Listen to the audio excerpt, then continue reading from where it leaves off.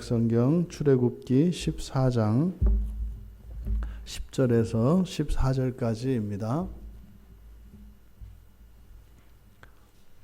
우리 같이 한 목소리로 함께 읽겠습니다. 바로가 가까이 올 때에 이스라엘 자손이 눈을 들어본즉 애굽 사람들이 자기들 뒤에 이른지라.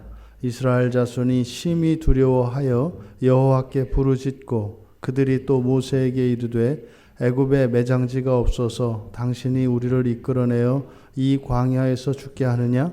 어찌하여 당신이 우리를 애굽에서 이끌어내어 우리에게 이같이 하느냐? 우리가 애굽에서 당신에게 이른 말이 이것이 아니냐?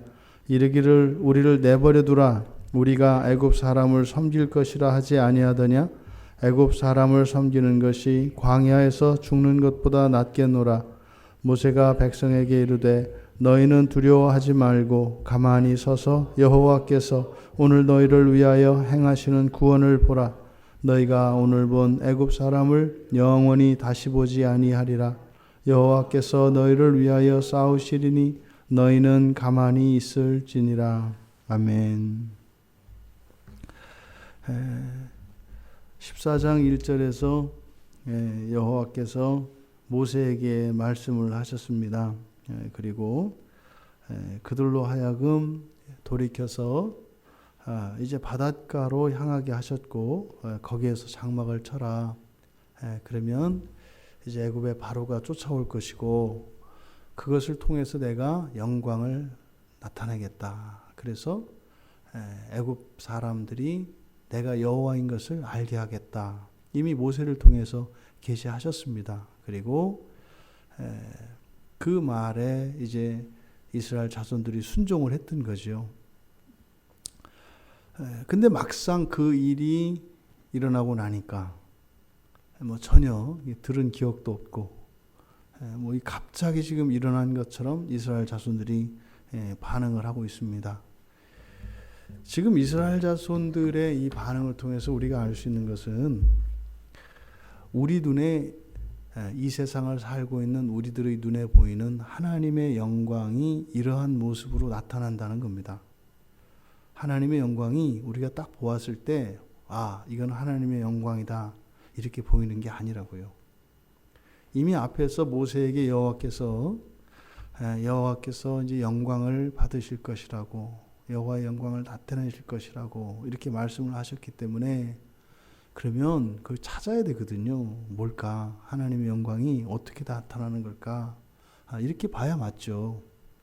아니 하다못해 우리도 무슨 보물찾기를 하려고 그러면 거기에 보물이 있는 줄 알고 보물을 찾아다니지 않습니까? 몇 번 찾다가 없다고 막 화내고 있지도 않은데 왜 있냐 이렇게 얘기 안 하잖아요. 끝까지 찾아내잖아요. 근데 지금 이스라엘 백성들의 모습을 통해서 우리들의 일상의 모습을 봅니다. 사실 우리가 사노라면 뜻하지 않았던 이런저런 어려움과 고난들, 재난, 역경들이 찾아옵니다. 여러분, 지금 이스라엘 자손에게 약속하신 이 약속은 우리들 모두에게도 동일하게 약속하신 것을 믿으십니까? 예수 그리스도께서 십자가에서 죽으셨을 때 우리의 모든 것을 어떤 일이 일어날지 우리는 모릅니다. 하지만 주님께서는 반드시 우리와 함께 하시고 반드시 우리를 구원하시겠다고 하셨던 그 말씀을 믿으십니까? 잊으시면 안 됩니다. 잊으시면 안 됩니다. 오히려 이렇게 고난과 역경 속에서 하나님의 영광이 나타날 것을 기대하고 찾아야 합니다. 이스라엘 백성들이 바로가 가까이 왔을 때 이스라엘 백성들은 심히 두려워했다 이렇게 얘기합니다. 심히 두려워했다. 그리고 여호와께 부르짖었다고 합니다. 왜 이런 일이 일어날까요?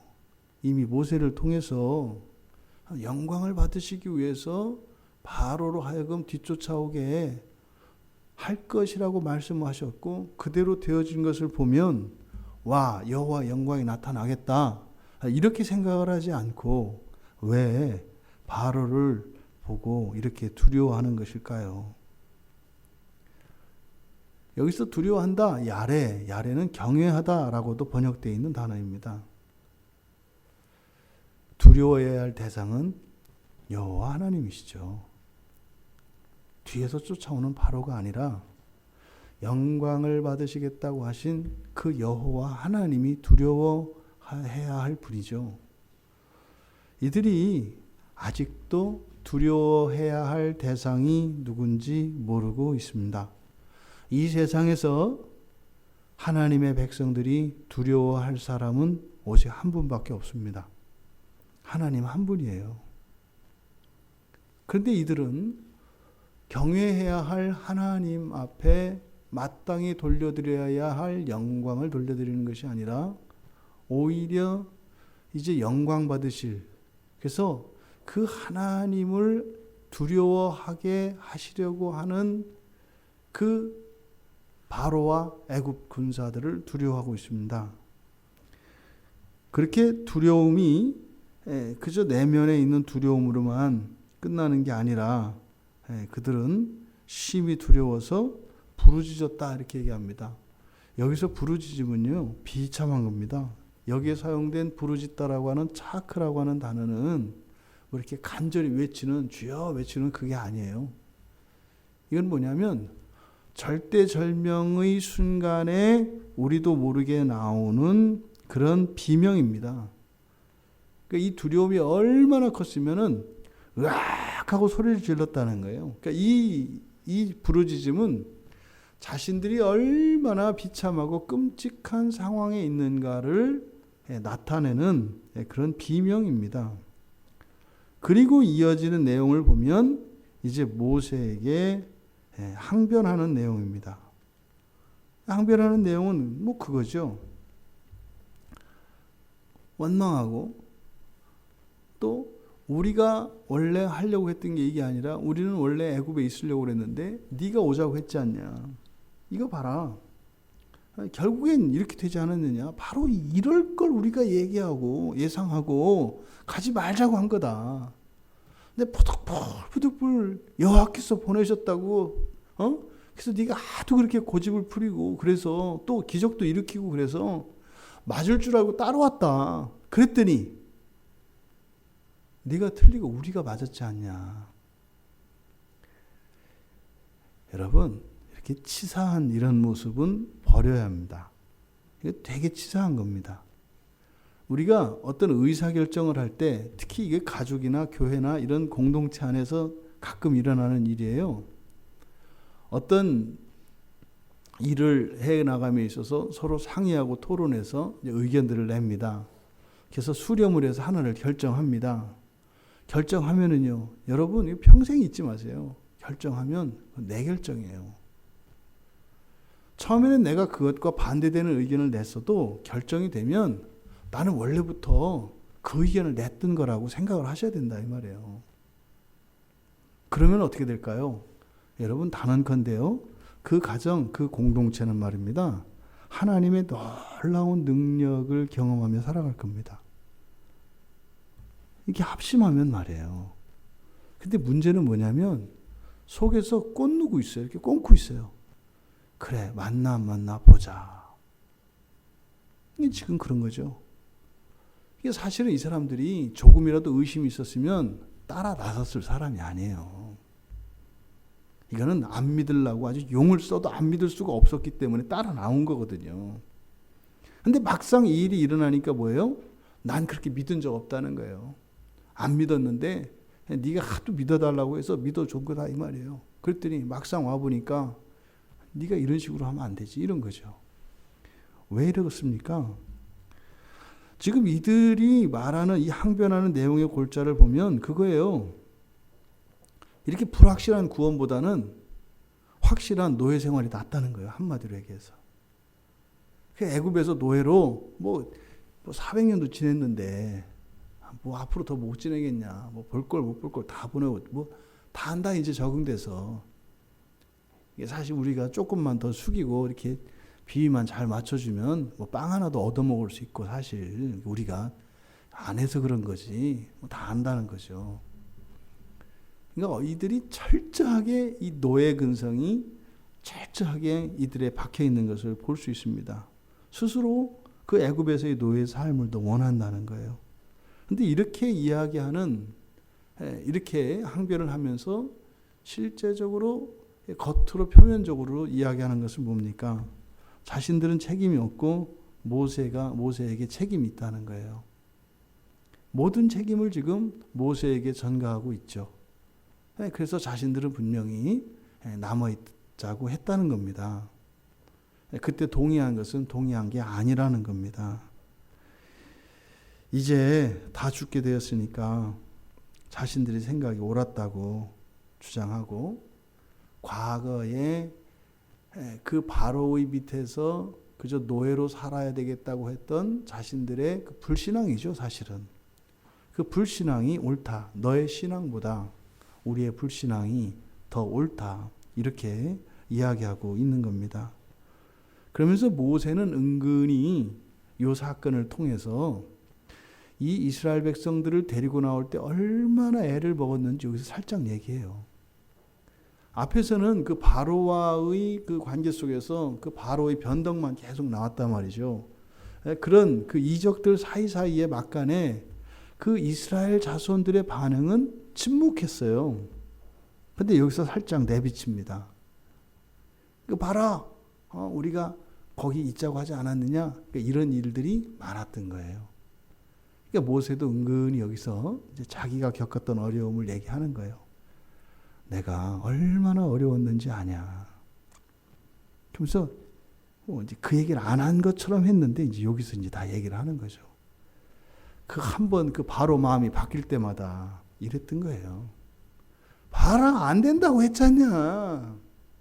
안 된다니까 왜 또 찾아가가지고 왜 바로만 또 화나게 했냐. 그게 또 이적을 일으켜요. 그래서 또 이제 들어가려고 해요. 그럼 또 이제 백성들이 말린 거예요. 안 된다. 이적을 일으켜도 우리는 알겠지만 바로는 절대로 안 변한다. 그럼 너희들 노예로 살 거냐? 여호와께서 너희들에게 자유를 주시려고 한다. 아니 우리가 너에게 살고 싶어서 사냐? 그런데 바로는 절대로 안 놔준다. 그럼 또 그 모세가 설득을 했던 거예요. 그럼 아이 마음대로 해봐라. 뭐 이렇게 해서 또 이제 간 거죠. 가서 했더니 또 바로 마음이 변했잖아요. 또 이렇게 뭐 죽을 것 같이 했다가 또 딱 들어가니까 또 변해서 그거 봐라 안 된다고 했지 않냐. 이 일이 계속 됐던 거예요. 이게 사실은 이 사건을 통해서요. 바로의 마음이 변덕을 부렸던 그 원인이 누구에게 있어요? 이스라엘 자손들에게 있어요. 하나님의 약속이 여러분들에게 주어지거든요. 안 이루어져요. 이럴 줄 알았다는 거죠. 왜요? 우리가 하나님을 시험한다고요. 되나 안 되나 보자. 이미 그 순간 안 됩니다. 되나 안 되나 보자. 이미 안 되는 거예요.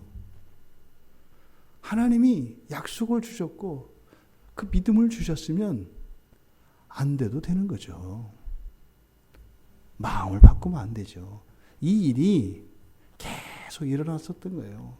그러니까 지금 모세가 바로 그동안 그 바로의 변덕의 원인이 근본적인 원인이 이스라엘 자손들에게 있었음을 여기에서 은근슬쩍 빌어넣는 겁니다. 여러분, 지금 이들이 가지고 있는 이스라엘 자손들이 가지고 있는 가치관은 그런 겁니다. 그냥 노예로서 사는 평온한 삶이 좋아요. 자유인으로서 도대체 알 수 없는 그 불투명한 그리고 광야에서의 삶보다는 그냥 노예로 사는 안정된 삶, 예측이 가능한 삶, 이것이 더 좋다라고 하는 가치관을 가지고 있어요. 오늘날 이 땅을 살아가는 그리스도인들이 그렇습니다. 그냥 내가 사는 이 세상에서 별일이 없기를 바라요.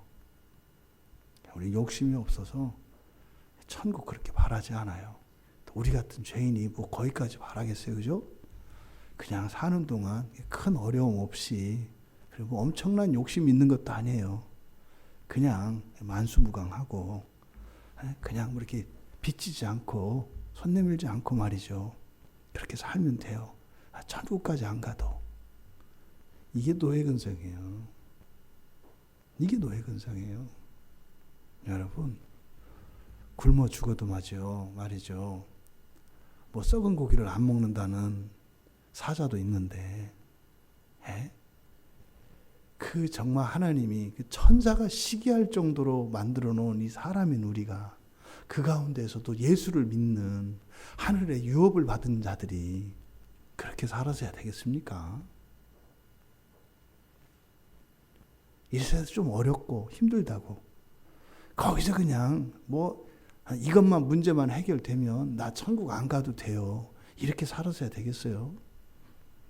지금 이스라엘 자손들의 삶이나 오늘날 천국에 대한 소망 없이 그 천국의 백성이라고 하는 확실한 정체성을 잃어버리고 여기가 좋사오니 하려고 하는 그저 현실에 매여서 벗어나지 못하는 우리들과 지금 다시 애굽으로 돌아가서 스스로 노예가 되겠다고 하는 이스라엘 자손들 사이에 무슨 차이가 있을까?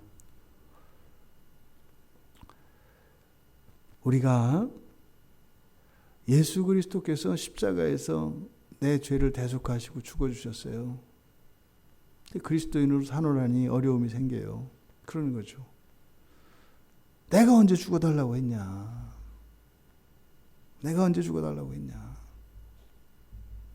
이럴 줄 알았다. 내가 처음부터 그냥 믿으면 구원을 준다 그래서 내가 뭔가가 좀 찜찜했다. 내가 예수 믿고 나서 뭐 이게 사실 우리나라 처음에 그 각 가정에 복음이 들어갈 때 일어났던 일들이거든요. 예수 믿으면 구원받는다 그러고 구원받으면 다 될 것 같아서 했더니 부부간에 뭐 만날 불화하고 또 애들도 그러죠. 또 엄마가 갑자기 교회 나가고 있더니 이상하게 잔소리하기 시작하고 뭐 텔레비전도 못 보게 하고 일요일 날은 또 뭐 갑자기 뭐 이상하게 주일이라고 그러더니 뭐 저 게임도 못하게 하고 놀러도 못 가게 하고 이거는 뭐 구원이 아니라 뭐 이건 이상한 일이 일어난 것 같잖아요. 가다 지쳐져 있어요. 아니 나는 성경대로 하고 하나님 말씀대로 하려 했더니 이게 애만 자꾸 성질나고 애가 삐뚤어져가지고 가출한다 그러고 내가 언제 이랬냐고. 우리가 구원을 얻고 난 뒤에 우리는 기회를 보고 있잖아요. 이렇게 주님을 원망할 수 있는 트집을 잡을 기회를 계속 노리고 있어요. 이스라엘 백성들의 모습이 지금 이런 겁니다. 구원이 주어졌는데 구원을 버리려고 하는 왜 이런 말도 안 되는 상황이 일어날까요? 비교할 수 없는 이 세상의 그 무엇으로 비교할 수 없는 구원이 우리에게 주어졌는데 사소한 불평과 아픔과 어려움 때문에 왜 구원을 버리려고 할까요? 이거는 논리적으로 맞지 않아요. 우리가 살아가는 삶의 방식과 다르다니까요. 우리는요, 적은 것을 들여서 큰 이익을 봅니다. 우리 인생을 그렇게 살아요. 물건을 사서 싸게 사서 비싸게 팔아서 이문을 남기면서 살아간다고요. 그런데 이 구원의 문제에 있어서만큼은 우리가 이상하게 행동하는 것을 본다니까요. 그러니까 뭐예요? 신앙에 있어서 구원에 있어서 이거는 내 뜻대로 하면 안 돼요. 이상하게 이 신앙과 구원에 있어서는 말입니다. 내가 삐딱선을 타요. 나도 모르는 사이에. 내 머리가 반대로 돌아간다니까요. 이거는 어느 한 사람에게만 일어나는 일이 아니에요. 사실은 그것이 이게 뭐예요? 영적인 거죠. 영적인 것이 있어요. 그래서 우리가 이 가치 판단을 이렇게 세상적인 것으로 보는 순간 비교할 수 없는 큰 가치를 비교할 수 없이 작은 것과 맞바꾸는 이런 일들이 일어나요. 사기당하는 거죠. 이 마귀한테 사기당하는 일이에요. 여러분 지금 하나님이 이 이스라엘 자손들을 그 애굽 땅에서 끌어내기까지 어떤 일들을 하셨습니까? 하나님의 능력으로 말이죠. 그 19가지 뭐 뱀까지 하는 것까지 치면 10가지 이런 이적 능력을 나타내셨다고 일하신 거예요. 하나님이 직접 말이죠. 일을 하신 거예요. 그런데요. 그것이 다 무익하다, 잘못됐다 이야기하고 있단 말이죠. 본문의 사건을 통해서 하나님의 자녀된 우리가 우리 인생 가운데 위기에 닥쳤을 때 어떻게 대처해야 하는가 하는 것을 모세를 통해서 하나님께서 가르쳐 주십니다. 13절 이하에 있는 내용을 보면 첫째, 뭐하라? 두려워하지 말라. 두려워하지 말라. 두려워할 분은요, 오직 여호와뿐이다. 두려워할 일도 없고 두려워할 사람도 없고 두려워할 무엇이 없습니다. 그 어느 것도 두려운 대상이 없어요. 그냥 다만 우리가 두려워할 뿐입니다. 잊지 마십시오.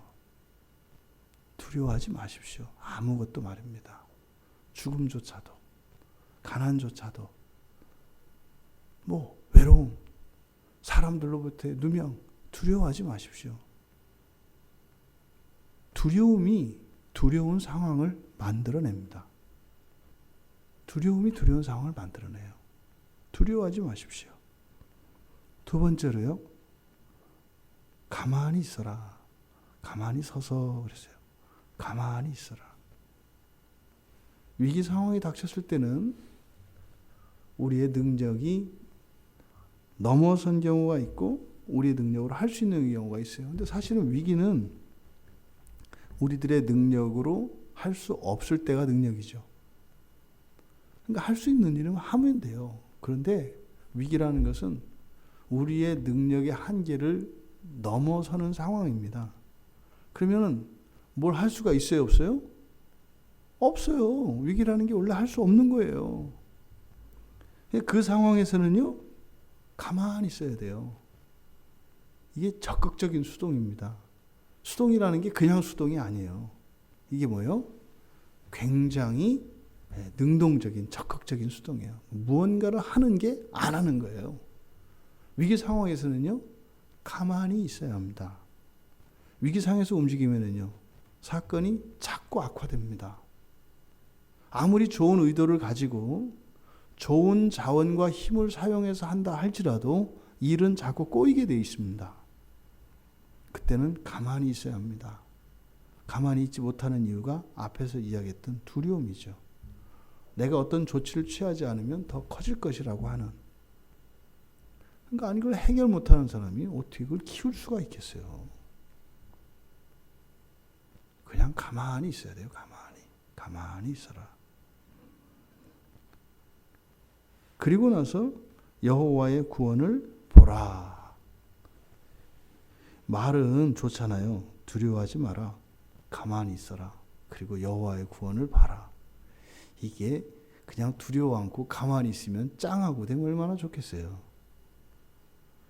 여호와의 구원을 보기까지에는 시간이 소요됩니다. 여기에 필요한 게 뭘까요? 믿음입니다. 이 믿음은 뚝심이거나 고집스러움 이런 거 아닙니다. 그럼 이 기간, 구원을 보기까지 가만히 서서 두려워하지 않고 기다려야 되는 이 시간은 뭘까요? 우리의 마음이 흔들리는 시간입니다. 흔들립니다. 그런데 여호와의 구원을 볼 때까지 흔들리면 안 돼요. 안 된다고요.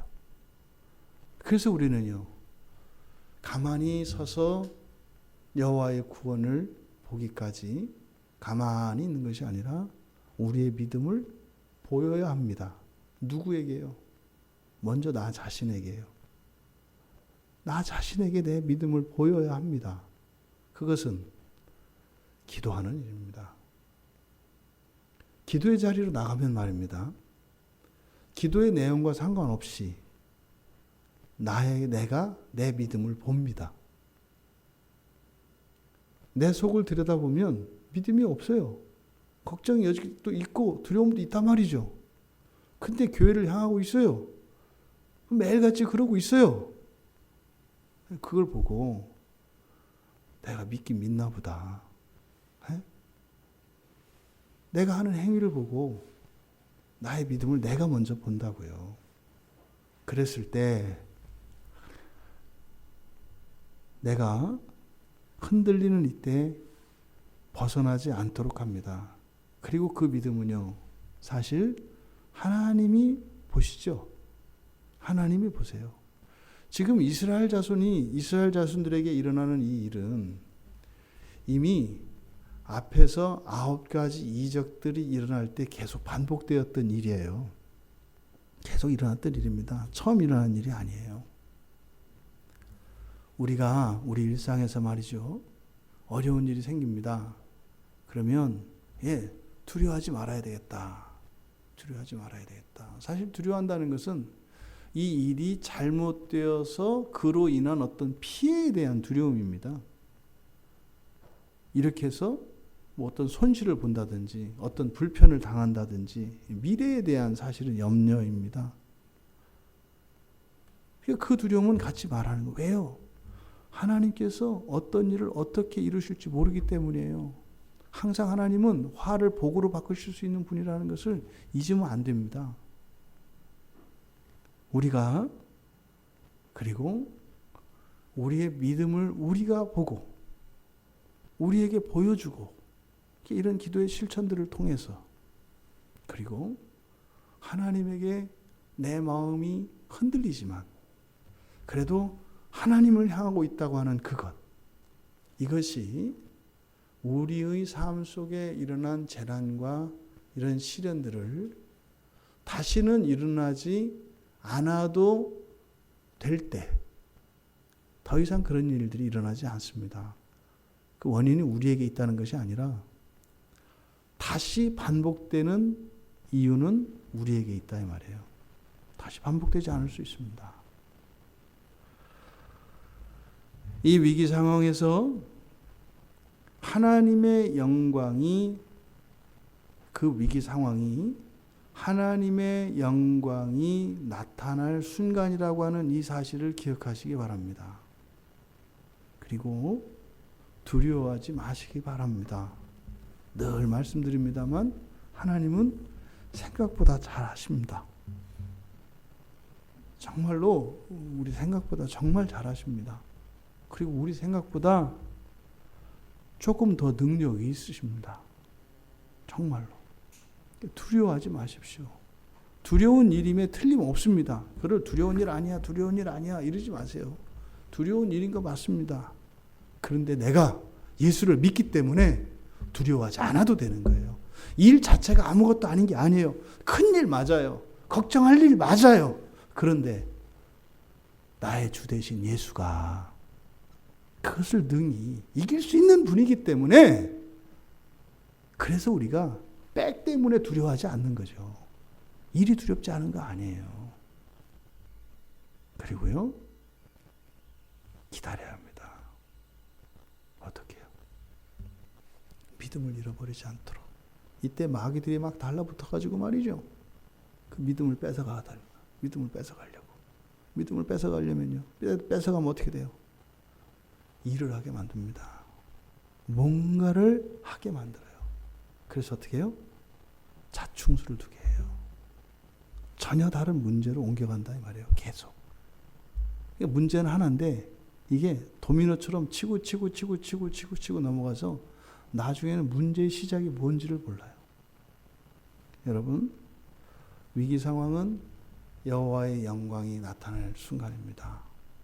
여러분, 그래서 그리스도인들이 이 세상을 살아가는 동안 우리들의 힘은 기도에 있는 거예요. 기도가 이렇게 막 정성을 들이는 게 아니라 이 기도의 가장 큰 목적은 뭐다? 우리의 믿음을 지키는 거다. 믿음을 지키는 건 뭐다? 하나님께 나와서 하나님께 붙어 있는 거다. 그게 기도입니다. 하나님은 분명히 약속을 하셨어요. 영광을 받으시겠다고. 여러분 인생을 통해서도 하나님이 반드시 영광을 받으실 줄 믿습니다. 두려워하지 마십시오.